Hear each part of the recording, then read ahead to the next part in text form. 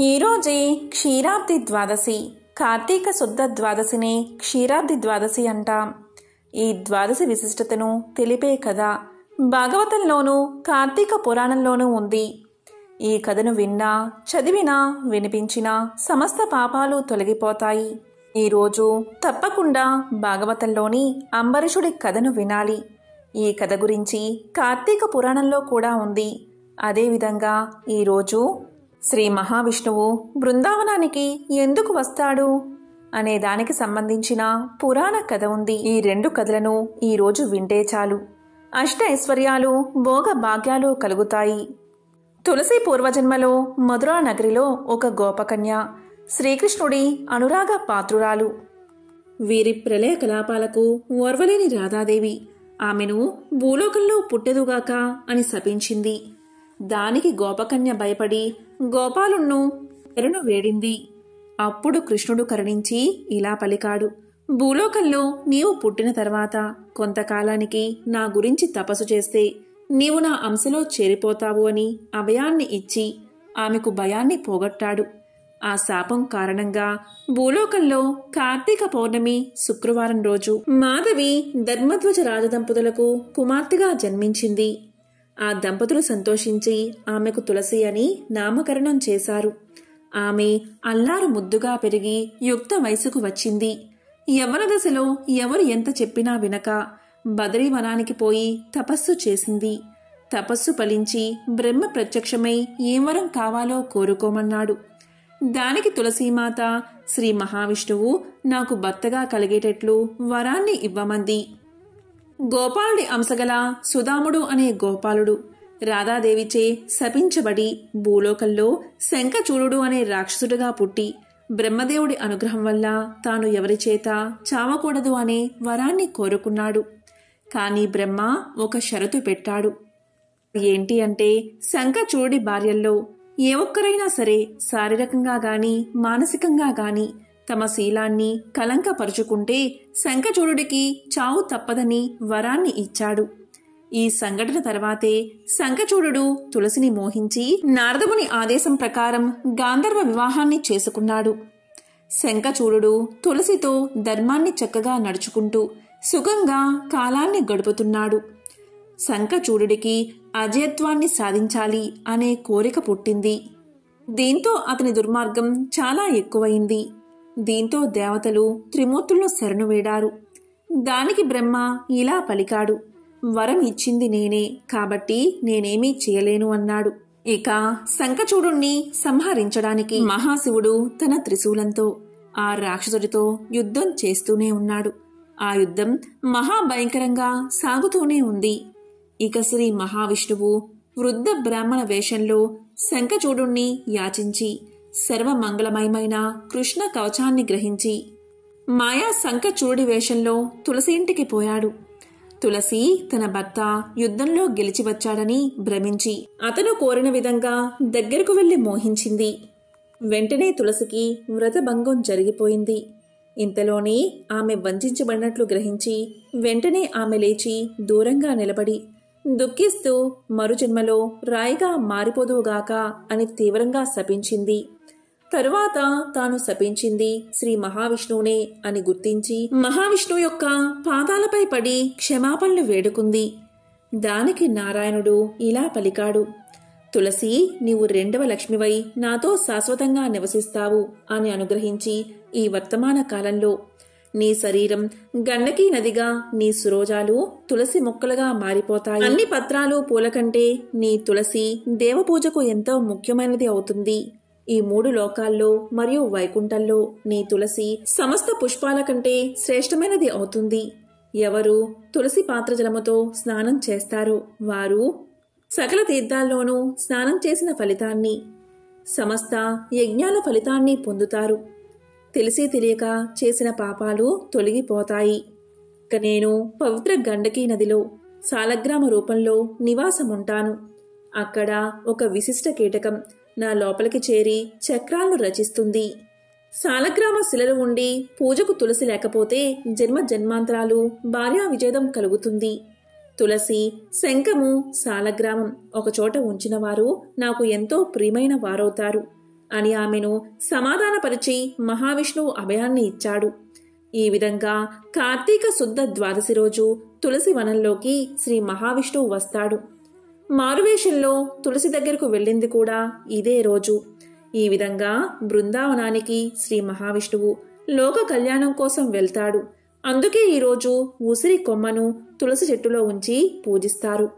ఈ ద్వాదశి రోజు తులసి సహిత లక్ష్మీనారాయణులు పూజిస్తే అన్ని రకాల పాపాలు తొలగిపోతాయి.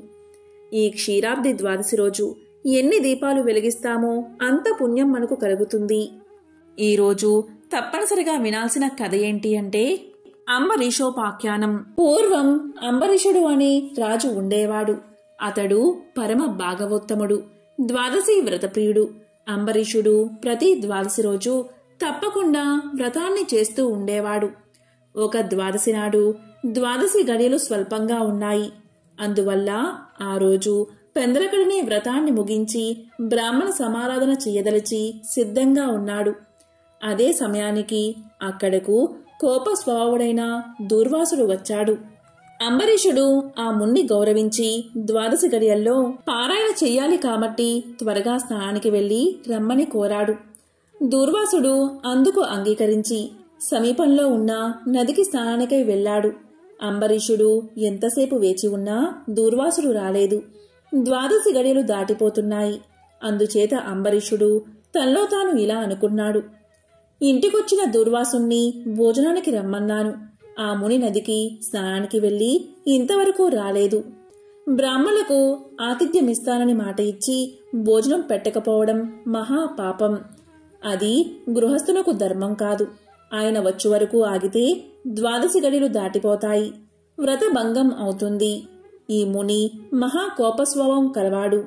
ఆయన రాకుండా నేను భోంచేస్తే నన్ను శపిస్తాడు. నాకేమీ తోచడం లేదు. బ్రాహ్మణ భోజనాన్ని అతిక్రమించరాదు. ద్వాదశి గడియలు మించిపోకూడదు. గడియలు దాటిపోయిన తర్వాత భోంచేస్తే హరిభక్తిని వదిలినవాడవుతాను. ఏకాదశి నాడు ఉన్న ఉపవాసం నిష్కలం అవుతుంది. ద్వాదశి విడిచి భోంచేస్తే భగవంతునకు భోజనం చేసిన దుర్వాసుడుకు కోపం వస్తుంది. అదీకాక ఈ నియమాన్ని నేను అతిక్రమిస్తే వెనుకటి జన్మయందు చేసిన పుణ్యం నశిస్తుంది. దానికి ప్రాయచిత్తం లేదు అని ఆలోచించి బ్రాహ్మణ శాపానికి భయం లేదు. ఆ భయాన్ని శ్రీ మహావిష్ణువే పోగొట్టగలడు. కాబట్టి నేను ద్వాదశి గడియల్లో భోజనం చేయడమే ఉత్తమం. అయినా పెద్దలతో ఆలోచించడం మంచిది అని సర్వజ్ఞులైన కొందరు పండితుల్ని పిలిచి వారితో ఇలా పలికాడు. ఓ పండిత శ్రేష్ఠులారా, నిన్నటి దినమున ఏకాదశి అవడం వల్ల నేను కటిక ఉపవాసం ఉన్నాను. ఈరోజు స్వల్పంగా మాత్రమే ద్వాదశి గడియలు ఉన్నాయి. ద్వాదశి గడియల్లోనే భోజనం చేయాలి. ఇంతలో నా ఇంటికి దూర్వాస మహాముని వీచ్చేశారు. ఆ మహామునిని నేను భోజనానికి ఆహ్వానించాను. అందుకు ఆయన అంగీకరించి నదికి స్నానార్థమై వెళ్లి ఇంతవరకు రాలేదు. ఇప్పుడు ద్వాదశి గడియలు దాటిపోతున్నాయి.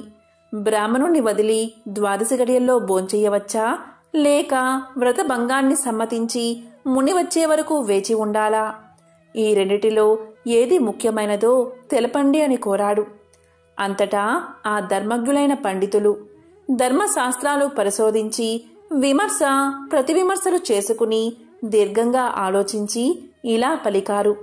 మహారాజా, సమస్త ప్రాణికోటిలా గర్భకుహ్రమందు జఠరాగ్ని రూపమున రహస్యంగా ఉన్న అగ్నిదేవుడు ఆకలిని పుట్టించి ప్రాణుడు భుజించిన చతుర్విధ అన్నమును పచనం గావించి దేహేంద్రియాదులకు శక్తిని ఇస్తున్నాడు. ప్రాణవాయువు సహాయంతో జఠరాగ్ని ప్రజ్వరిల్లుతుంది. అది చెలరేగిన క్షుద్బాధ దప్పిక కలుగుతుంది. ఆ తపము చల్లార్చాలి అంటే అన్నము నీరు పుచ్చుకుని శాంతపరచాలి. శరీరానికి శక్తి కలగజేసేవాడు అగ్నిదేవుడు. దేవతలందరికంటే అధికుడై దేవపూజ్యుడు అయ్యాడు. ఆ అగ్నిదేవుణ్ణి అందరూ సదా పూజించాలి. గృహస్థు ఇంటికి వచ్చిన అతిథి కడజాతి వాడైనా భోజనం పెడతానని చెప్పి వానికి పెట్టకుండా తినరాదు. అందులోనూ వేదాంగ విద్యా విశారదుడు మహాతపస్సాలి సదాచార సంపన్నుడు అయిన దూర్వాస మహాముని భోజనానికి పిలిచి అతనికి పెట్టకుండా తాను భోంచేయడం వల్ల మహాపాపాలు కలుగుతాయి. అందువల్ల ఆయుక్షీణం కలుగుతుంది. దుర్వాసుడంతటి వాణ్ణి అవమానం చేస్తే పాపం సంప్రాప్తమవుతుంది అని విశదపరిచారు. అంబరీష, పూర్వజన్మలో కించిత్ పాప విశేషం వల్ల నీకీ అనర్థం వచ్చింది. నీ బుద్ధిచే దీర్ఘంగా ఆలోచించి నీకు ఎలా అనిపిస్తుందో అలాగే చెయ్యి. ఇక మాకు సెలవు ఇప్పించు అని పండితులు పలికారు. అంతా అంబరీషుడు ఇలా అన్నాడు. ఓ పండితోత్తములారా, నా నిశ్చిత అభిప్రాయాన్ని ఆలకించి వెళ్ళండి. ద్వాదశి నిష్టను విడవడం కన్నా విప్రశాపం అధికమైంది కాదు. జలపానం చేయడం వల్ల బ్రాహ్మణుణ్ణి అవమానపరచడం కాదు, ద్వాదశిని విడవడమూ కాదు. అప్పుడు దుర్వాసుడు నన్ను ఎలా నిందిస్తాడు? నిందించడు. మొదట పుణ్యఫలం నశించదు కాబట్టి జలపానం చేసి ఊరుకుంటాను అని వారి ఎదుటే జలపానం చేశాడు. అంబరీషుడు జలపానం చేసిన మరుక్షణమే దూర్వాసుడు స్నాన జపాదులు పూర్తి చేసుకుని అక్కడికి వచ్చాడు. వచ్చిన వెంటనే ఆ ముని మహారౌద్రాకారుడై కళ్ళ వెంట నిప్పులు కక్కుతూ ఇలా అన్నాడు. ఓరీ మదాంత, నన్ను భోజనానికి రమ్మని నేను రాకుండానే నువ్వు ఎలా భోంచేశావు? ఎంత దుర్మార్గము, ఎంత నిర్లక్ష్యము, ఎంతటి ధర్మ పరిత్యాగివి! అతిథికి అన్నం పెడతానని ఆశ చూపి పెట్టకుండా తాను తిన్నవాడు మలభక్షకుడు అవుతాడు. అలాంటి అధముడు మరుజన్మలో పురుగై పుడతాడు. నీవు భోజనానికి బదులు జలపానం చేశావు. అది భోజనంతో సమానమైనదే. నీవు అతిథిని విడిచి భోజనం చేశావు కాబట్టి నీవు నమ్మకద్రోహి అవుతావే కాని హరిభక్తుడివి ఎలా కాగలవు? శ్రీహరి బ్రాహ్మణ అవమానాన్ని సహించడు. నన్ను అవమానించడం శ్రీహరిని అవమానించడమే. నీవంటి హరినిందాపరుడు మరొకడు లేడు. నీవు మహాభక్తుడవని అతి గర్వం కలవాడవై ఉన్నావు. ఆ గర్వంతోటే నీవు నన్ను భోజనానికి ఆహ్వానించి అవమానపరిచి నిర్లక్ష్యంగా జలపానం చేశావు. అంబరీష, నీవు ఎలా పవిత్ర రాజకుటుంబంలో పుట్టినావురా? నీ వంశం కలంకం కాలేదా అని కోపంతో నోటికి వచ్చినట్లు తిట్టాడు. అంబరీషుడు ముని కోపానికి గడగడా వణుకుతూ ముకులిత హస్తాలతో ఇలా అన్నాడు. మహానుభావా, నేను ధర్మహీనుడను. నా అజ్ఞానంచే నేనీ కార్యాన్ని చేశాను. నన్ను రక్షించండి. బ్రాహ్మణులకు శాంతే ప్రధానము. మీరు తపోధనులు, దయా దాక్షిణ్యాలు కలవారు కాబట్టి నన్ను కాపాడండి అని అతని పాదాలపై పడ్డాడు. దయాశూన్యుడైన దుర్వాసుడు అంబరీషుడి తలను తన ఎడమకాలితో తన్ని, దోషికి శాపం ఇయ్యకుండా ఉండరాదు. నీవు మొదటి జన్మలో చేపగాను, రెండవ జన్మలో తాబేలుగాను, మూడవ జన్మలో పందిగాను, నాలుగవ జన్మలో సింహంగాను, ఐదవ జన్మలో వామనుడిగాను, ఆరవ జన్మలో క్రూరుడువైన బ్రాహ్మణుడుగాను, ఏడవ జన్మలో మూఢుడువైన రాజుగాను, ఎనిమిదవ జన్మలో రాజ్యం కాని సింహాసనం కాని లేనట్టి రాజుగాను, తొమ్మిదవ జన్మలో పాషాండ మతస్థునిగాను, 10వ జన్మలో పాప బుద్ధి గల దయలేని బ్రాహ్మణుడుగాను పుట్టెదుగాక అని వెనుక ముందు ఆలోచించక శపించెను. ఇంకా కోపం తగ్గనందున మరలా శపించుటకు ఉద్యుక్తుడు అవుతుండగా శ్రీ మహావిష్ణువు బ్రాహ్మణ శాపం వృధా కాకూడదని తన భక్తునికి ఏ అపాయం కలగకుండా ఉండడానికి అంబరీషుని హృదయంలో ప్రవేశించి ఇలా పలికాడు. మునివర్య, అలాగే మీ శాపాన్ని అనుభవిస్తాను అని ప్రాధేయపడ్డాడు. కాని దుర్వాసుడు ఇంకా కోపం పెంచుకుని శపించబోగా శ్రీమన్నారాయణుడు తన సుదర్శన చక్రాన్ని అడ్డు పెట్టెను. ఆ సుదర్శనం కోటి సూర్య ప్రభలతో అగ్నిజ్వాలు కక్కుతూ దూర్వాసునిపై పడబోయింది. అంత దూర్వాసుడు ఆ చక్రం తనను మసిచేయనని తలంచి ప్రాణాలపై ఆశ కలిగి అక్కడ్నుండి బతుకు జీవుడా అని పరుగుపెట్టాడు. మహా తేజస్సుతో చక్రాయుధం దూర్వాసుని తరుముచూ ఉంది.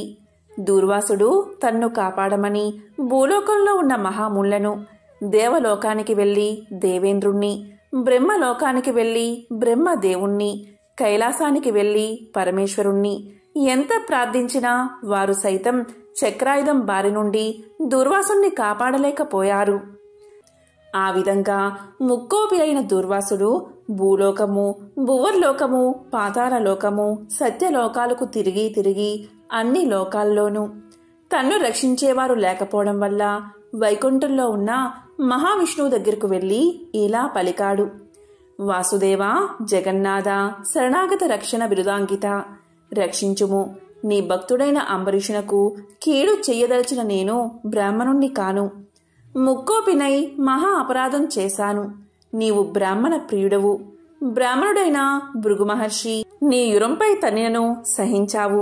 ఆ కాలిగుర్తు నేటికిని నీ వక్షస్థలమందున్నది. ప్రశాంత మనస్కుడివై అతన్ని రక్షించినట్లే కోపంతో నీ భక్తునికి శాపమిచ్చినా నన్ను కూడా రక్షించుము.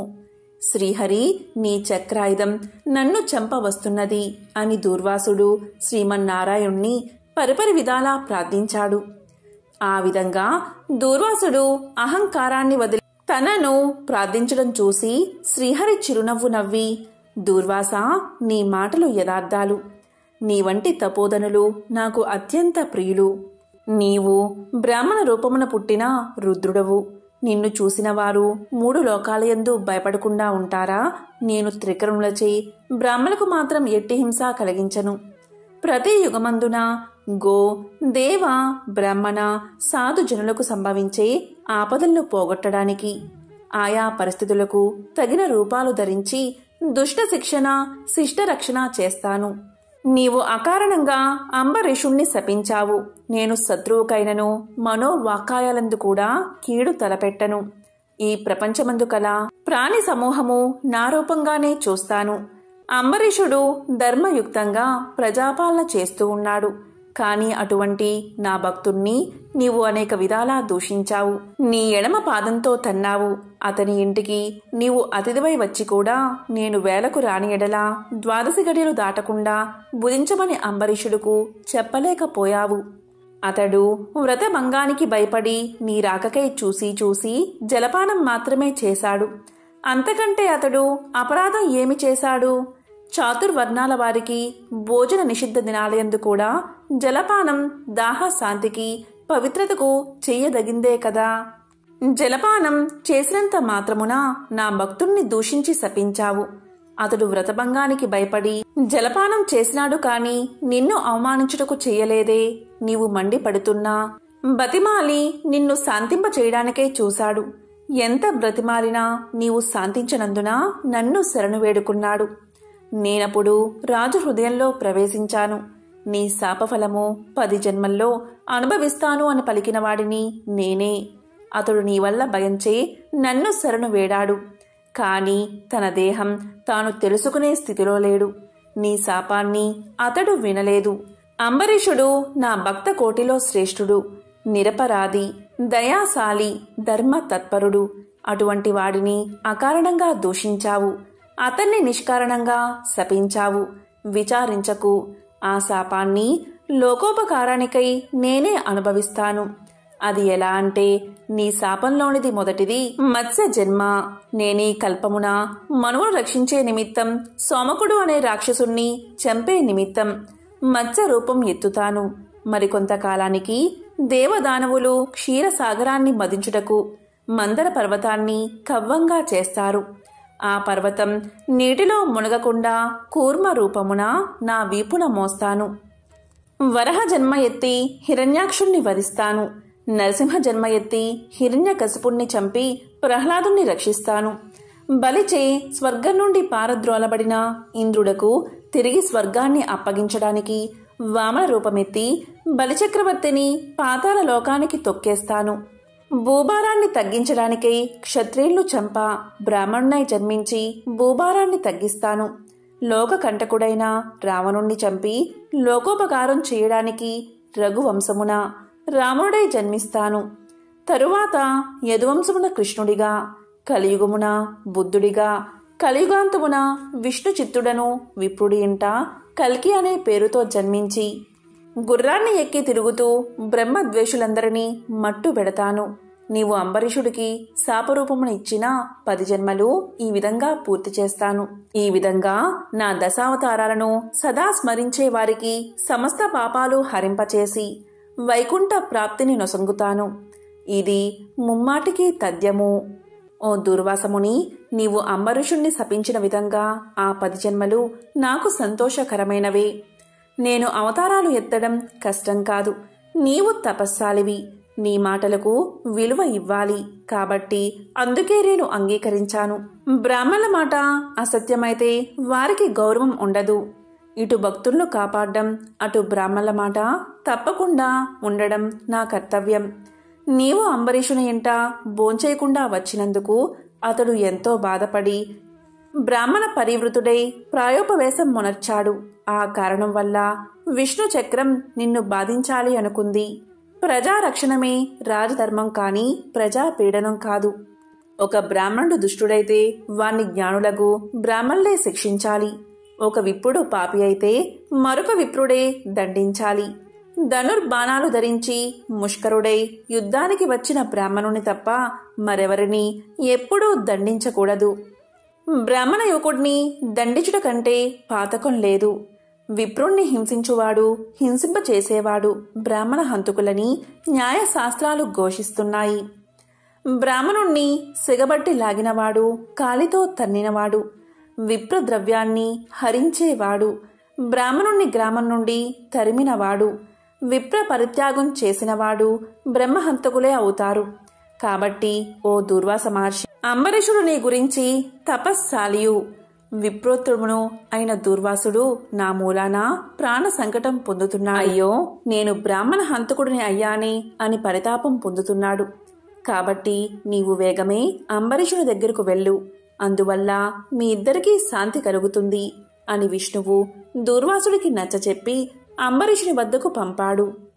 అలా దూర్వాసుడు శ్రీమన్నారాయణుడి దగ్గర సెలవు తీసుకుని తన్ను వెన్నంటి తరుముతున్న విష్ణు చక్రాన్ని చూసి భయపడుతూ తిరిగి మళ్లీ భూలోకానికి వచ్చి అంబరీషుని దగ్గరకు వెళ్లి, అంబరీషా, ధర్మ పాలక, నా తప్పు క్షమించి నన్ను రక్షించు. నీకు నా పైగల అనురాగంతో ద్వాదశీ పారాయణకు ఆహ్వానించావు. కాని నిన్ను కష్టాల పాలు చేసి వ్రతభంగం చేయించి నీ పుణ్యఫలాన్ని నాశనం చెయ్యాలి అనుకున్నాను.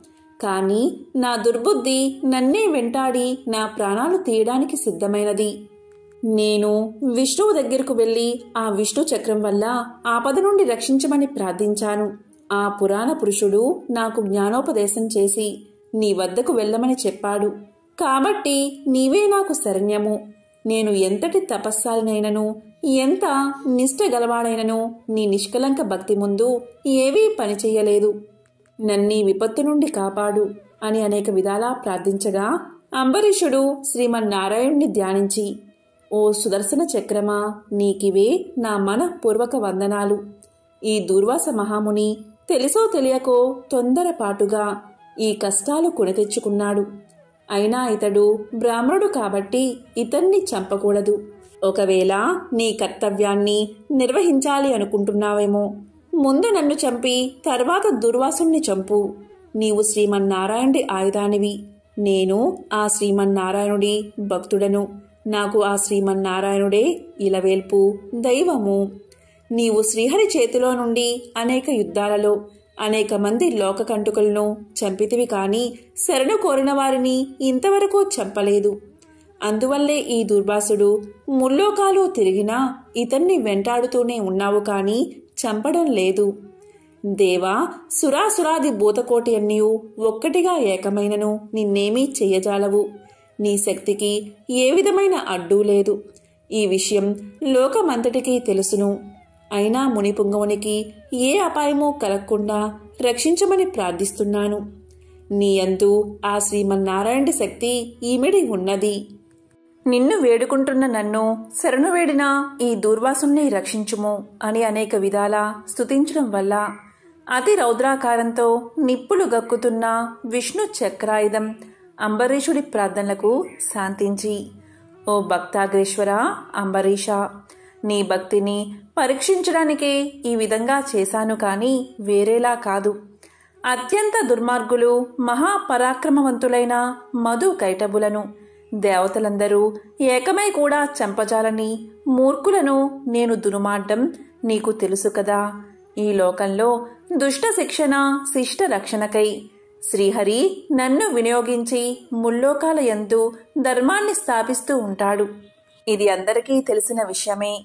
ముక్కోపి అయిన దూర్వాసుడు నీపై పగబోని నీ వ్రతాన్ని నాశనం చేసి నానా ఇక్కట్లు పెట్టాలి అని కన్ను ఎర్రజేసి నీ మీద చూపిన రౌద్రాన్ని నేను తిలకించాను.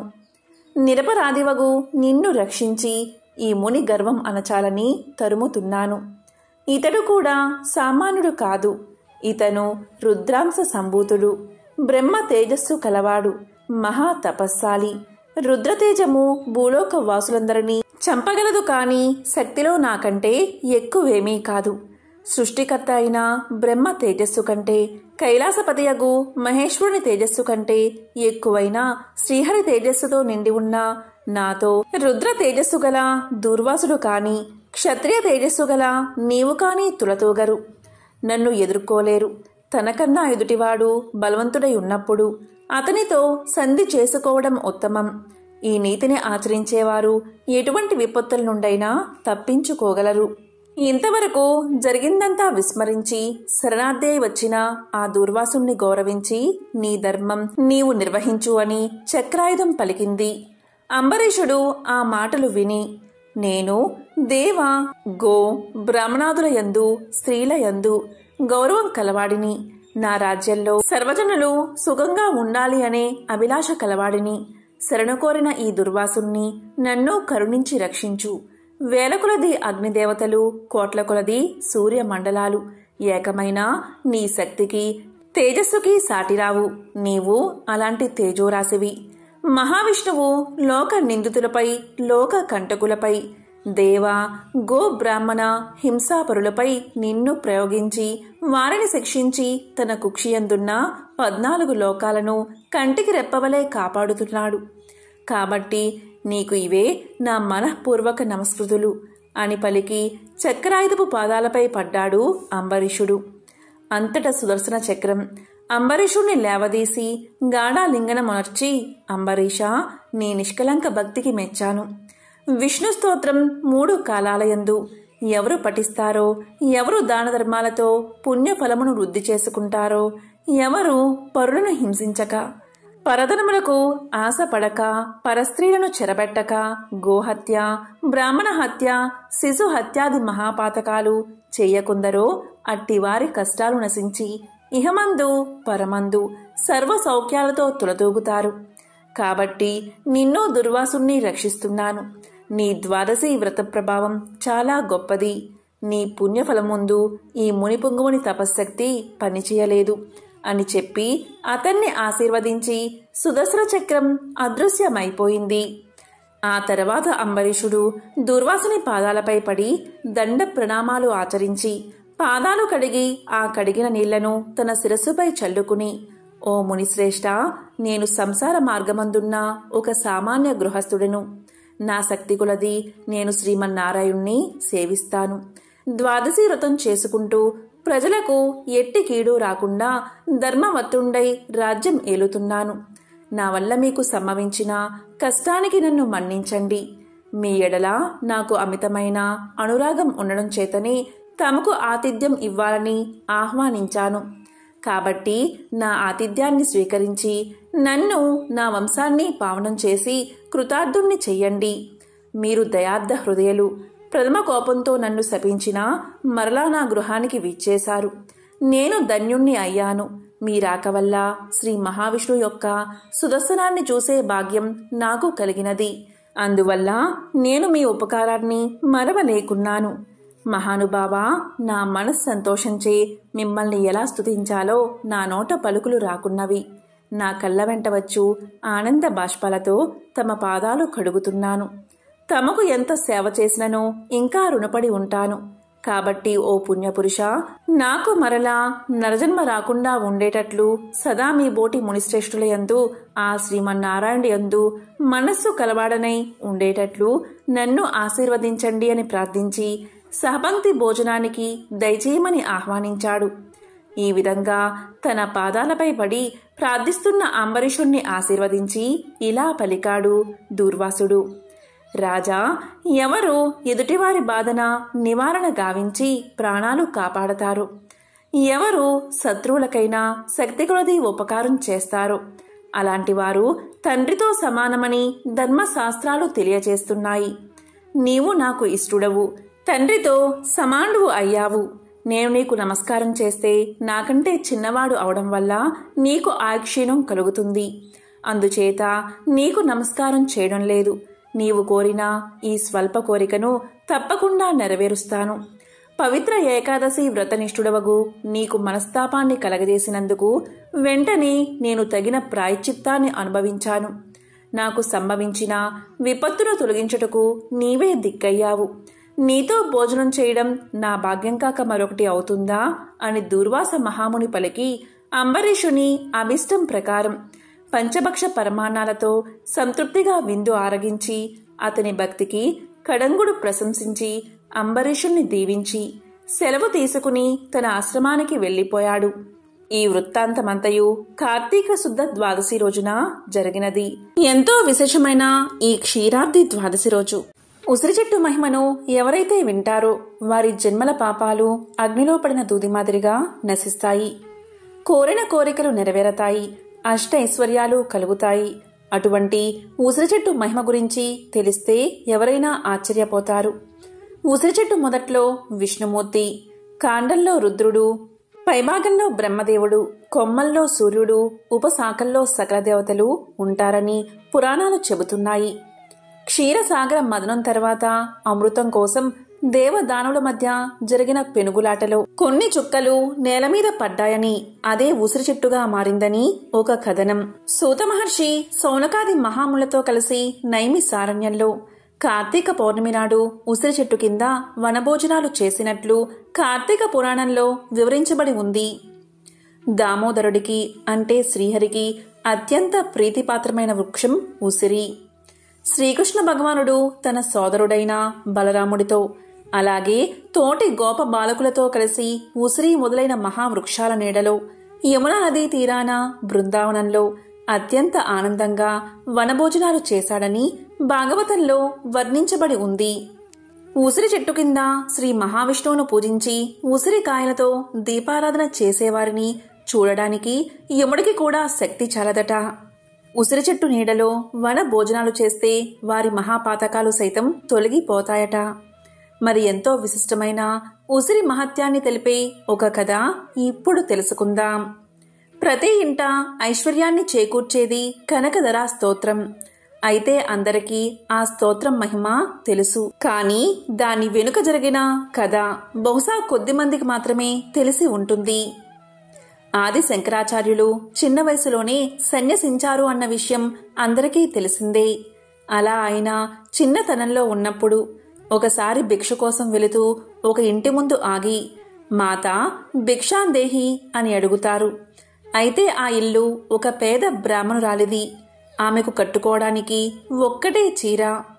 ఆమె అప్పుడే స్నానం చేసి తన చీర ఆరబెట్టుకుని అది ఎప్పుడు ఆరుతుందా అని ఇంటి లోపలే ఒక మూలన ఉండి కూర్చుని ఎదురుచూస్తూ ఉంది. ఆమె ఇంట్లో తినడానికి ఎలాంటి పదార్థాలు లేవు.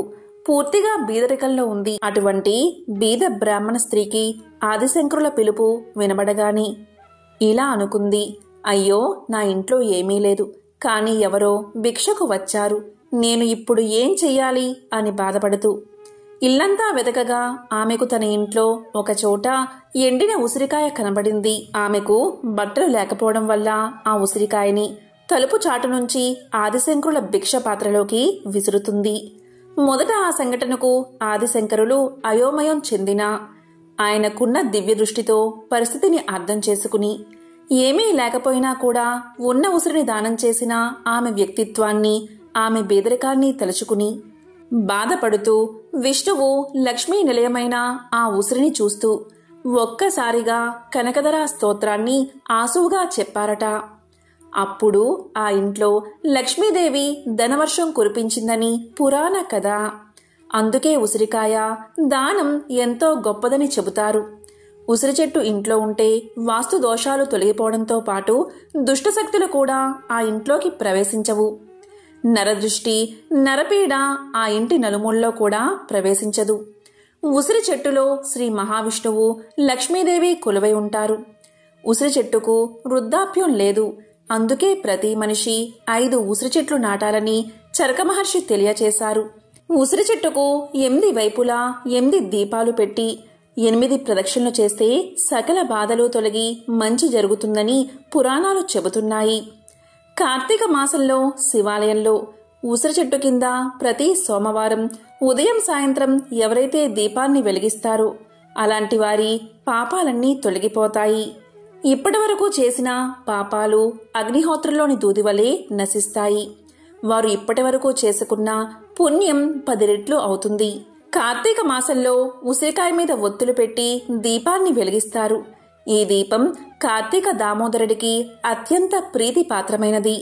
ఉసిరికాయ మీద ఒత్తిని వెలిగించడం, క్షీరాబ్ది ద్వాదశి రోజు తులసితో పాటు ఉసిరిని పూజించడం, ఉసిరి చెట్టు నీడన వనభోజనాలు చేయడం, వీలైతే ఉసిరి నీడ పడుతున్న నీటితో స్నానాన్ని ఆచరించడం, ఇటువంటి ఆచరణలు ఎన్నో పుణ్యఫలాన్ని ఇస్తాయి.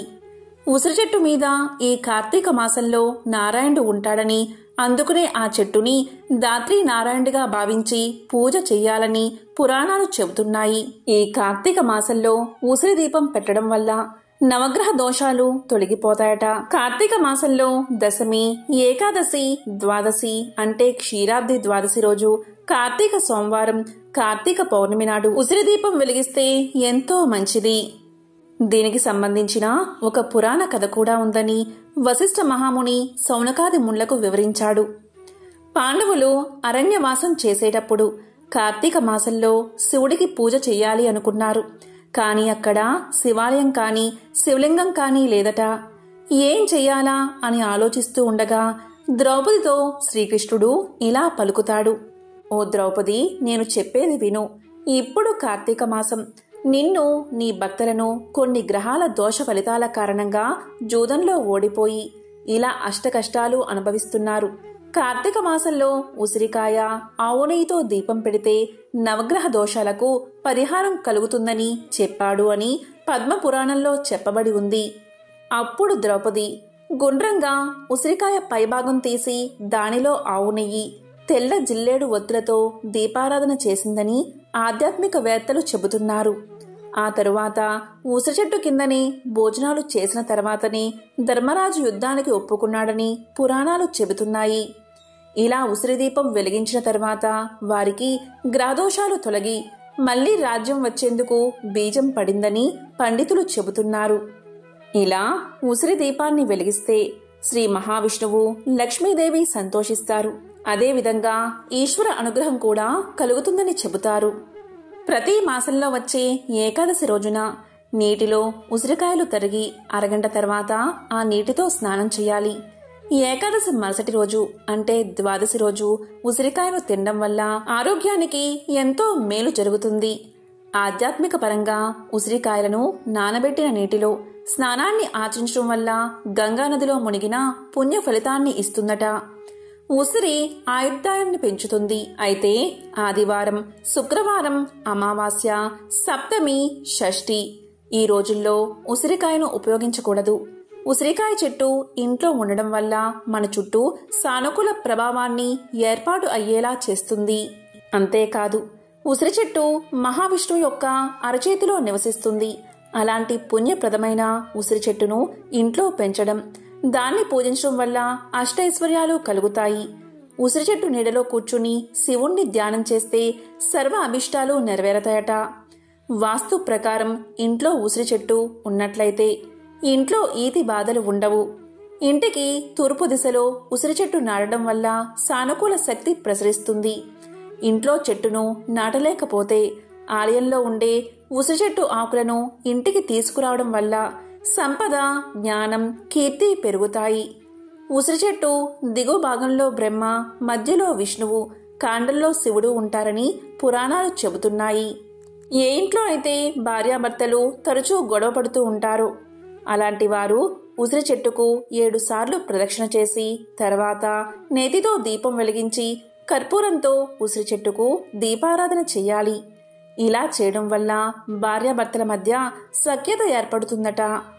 పవిత్రమైన ఈ కార్తీక మాసంలో శివకేశవుల ఆరాధన విశేష ఫలితాన్ని ఇస్తుంది. తులసి, ఉసిరి కోట ముందు దీపాన్ని వెలిగిస్తే సకల దోషాలు తొలగిపోతాయి. ఈ మాసంలో ఉసిరి చెట్టును పూజించడం వల్ల అనారోగ్య సమస్యలు దరిచేరవు. ముఖ్యంగా కార్తీక మాసంలో క్షీరాబ్ది ద్వాదశి రోజు ఉసిరికాయ దీపాన్ని వెలిగించేటప్పుడు ఈ శ్లోకాన్ని తప్పనిసరిగా పఠించాలి. ఆ శ్లోకం ఏంటి అంటే, దాత్రీదేవి నమస్తుభ్యం సర్వ పాప క్షయంకరి పుత్రాన్ దేహి మహాప్రాజే యశోదేహి బలంచమే ప్రజ్ఞం మేధాంచ సౌభాగ్యం విష్ణు భక్తించ శాశ్వతి నిరోగం కురుమాం నిత్యం నిష్పాపం కురు సర్వదా. ఈ శ్లోకాన్ని తప్పనిసరిగా పఠించాలి. కార్తీక మాసానికి ఉసిరి చెట్టుకు ఉసిరికాయకు ఉన్న సంబంధం అంతా ఇంతా కాదు. అలాగే క్షీరాబ్ది ద్వాదశి రోజు కార్తీక పౌర్ణమి రోజు ముఖ్యంగా ఉసిరికాయల దీపాన్ని వెలిగిస్తే సకల శుభాలు చేకూరతాయి. ఉసిరి చెట్టు సాక్షాత్తు మహావిష్ణు స్వరూపంగా భావిస్తారు. కార్తీక మాసంలో వచ్చే ఏకాదశి, ద్వాదశి, పౌర్ణమి, సోమవారం తిథుల్లో ఉసిరి చెట్టు కింద దీపాలు వెలిగిస్తారు.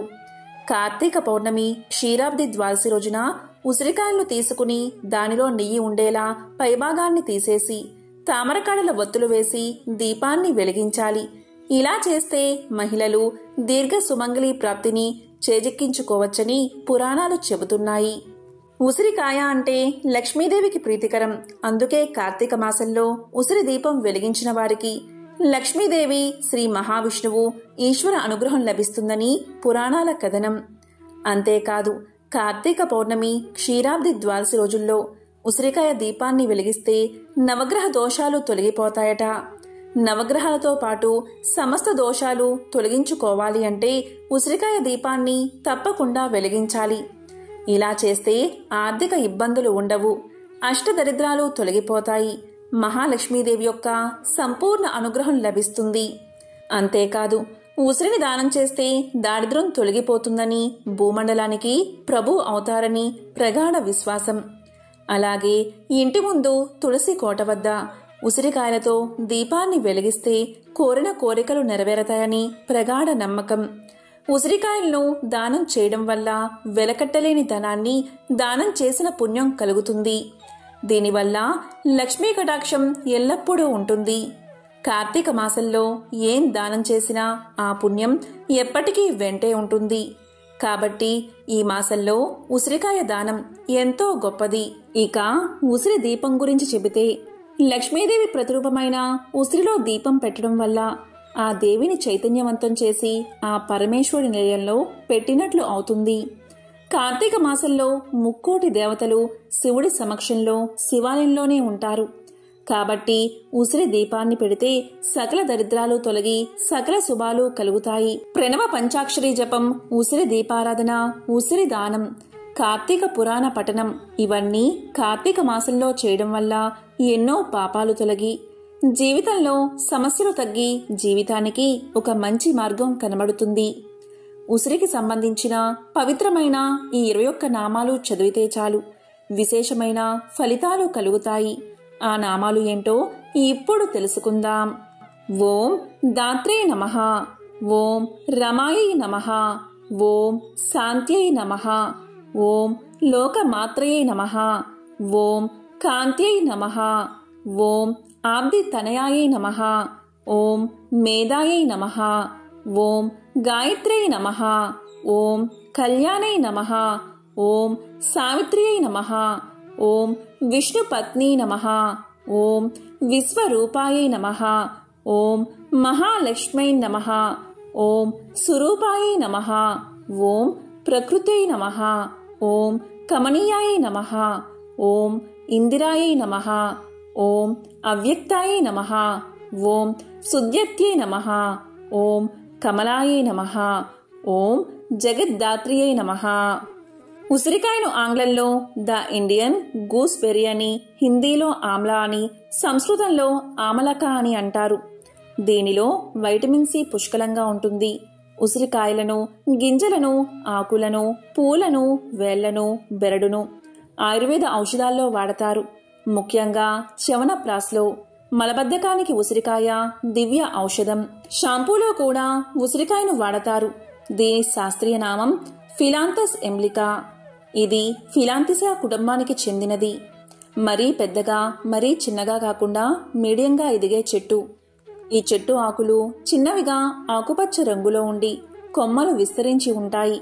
దీని పువ్వులు పసుపు, ఆకుపచ్చ రంగుల సమ్మేళనంతో కూడి ఉంటాయి. వైద్యపరంగా ఉసిరిక ఎన్నో ఔషధ గుణాలు ఉన్న వృక్షం. ఆయుర్వేదంలోనూ యునానీ ఔషధాల్లో విరివిగా వాడతారు. ఈ చెట్టు కాయలు, పువ్వులు, బెరడు, వేరు అన్నీ సంపూర్ణ ఔషధ గుణాలు కల భాగాలే. వైటమిన్ సి, వైటమిన్ ఇ పుష్కలంగా ఉన్న ఉసిరి జుట్టుకి మంచి ఔషధంగా ఉపయోగపడుతుంది. జుట్టు రాలడం, తెల్లబడడం, చుండ్రు లాంటివి రాకుండా కాపాడుతుంది. ఉసిరికాయల్లో న్యూట్రియంట్స్ పుష్కలంగా ఉంటాయి. ఇది చర్మం నుండి చర్మంలో మృత కణాలను తొలగించి కొత్త కణాలను పెంచుతుంది. చర్మం కాంతివంతం చేయడానికి ఉసిరికాయ చాలా బాగా పనిచేస్తుంది. దీన్ని ఫేస్ ప్యాక్గా తయారు చేసుకుని వాడుకోవచ్చు. ఇలా చేయడం వల్ల చర్మ ఆరోగ్యం బాగుంటుంది. ఈ ఉసిరికాయలో ఉండే వైటమిన్ సి నిర్జీవంగా ఉన్న చర్మంలో కొన్ని అద్భుతాలను చూపుతుంది. కొలెజాన్ ఉత్పత్తిని పెంచుతుంది. దీనివల్ల ముఖం ముడతలు పడదు. అదేవిధంగా స్కిన్ ఎలాస్టిసిటీని కూడా పెంచుతుంది. డ్రై స్కిన్ని నివారిస్తుంది. చర్మం అలసిపోవడాన్ని సరిచేస్తుంది. డయాబెటీస్ ఉన్నవారికి, బరువు తగ్గాలని ఆలోచించేవారికి ఇది చాలా బాగా సహాయపడుతుంది. మీరు దీన్ని ముఖం మీద రాస్తే మీ చర్మంలో నల్లదనాన్ని పూర్తిగా తొలగించుకోవచ్చు. లివర్ డిసీజ్తో బాధపడేవారు ఉసిరికాయను పరిమిత పరిమాణంలో తీసుకోవాలి. కాబట్టి ఎంతో విశేషమైన ఈ క్షీరాబ్ది ద్వాదశి పౌర్ణమి తిథుల్లో ఉసిరికాయ దీపాన్ని వెలిగించి అదేవిధంగా ఉసిరికాయను దానం ఇవ్వడం వల్ల ఈ భూమండలాన్ని దానం చేసిన ఫలితాన్ని పొందవచ్చు. ఉసిరికాయలతో ఇటువంటి పరిహారాలు పాటించడం వల్ల, ఉసిరికాయ దీపాన్ని వెలిగించడం వల్ల లక్ష్మీనారాయణల శివానుగ్రహాన్ని పొందవచ్చు. ఓం నమో నారాయణాయ. ఓం శ్రీ మహాలక్ష్మియే నమః. ఓం నమః శివాయ.